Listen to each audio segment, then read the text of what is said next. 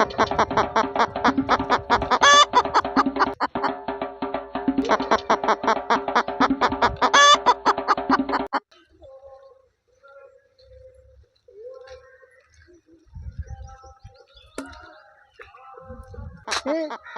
போயிட்டு வர? கோழி வாங்க போயிட்டு வரேன். கோழி வாங்க? ஆமா. உன்னை பார்த்தா வாங்குற ஆள் மாதிரி தெரியலையே. திருடிட்டு தானே வந்த?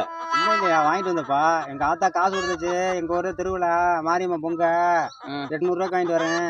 பாருப்பா யாரு வாங்க. திருட்டு கோழி மாதிரி தெரியுது. உட்காந்து பேசு. வா. உட்காந்து பேசணுமா? இனி கோழி வராது. அண்ணே, என் கோழியை கொடுங்கண்ணே, நான் வீட்டுக்கு போகணும்.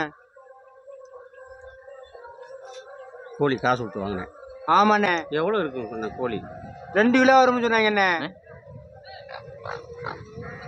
2 கிலோவா? ஆமாண்ணே. அரை கிலோவை தாண்டாது. என்னண்ணே எப்படி சொல்றீங்க? நீதான் ஏமாந்து வாங்கிட்டு வந்துட்டியா? இல்லை, ஏமாத்த மாட்டாருண்ணே. அவர் இருந்தாரு, ஏமாத்த மாட்டாரு. எனக்கு என்னமோ நீ காசு கொடுத்து வாங்கின மாதிரி தெரியல. எனக்கும் தெரியல. ஏமா காசு கொடுத்து வாங்கினேண்ணே? சரி, ஒன்று செய்வோம்.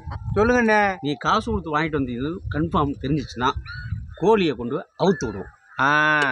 கோயிலுக்கு தானே வாங்கிட்டு வந்திருக்க? கோயிலுக்கு தானே. சத்தியத்துக்கு கட்டப்பட்ட கோழினா நிக்க போகுது. என் கோழி அவுத்து விட்டா நிக்கும்னே. திருட்டு கோழினா ஓடிடும். இல்ல, திருடல காசு கொடுத்து வாங்கினே. ஏன் பதற? திருடலண்ணே, காசு கொடுத்து வாங்கினேன். காசு கொடுத்து தானே வாங்கினேன். ஆமாண்ணே. அப்புறம் சொல்ற கோழியை அவுத்து விடுறோம். நின்னா உன் கோழி, நிக்கலன்னா திருட்டு கோழி. கோழி நிக்கும்னே. அவுத்து விடு.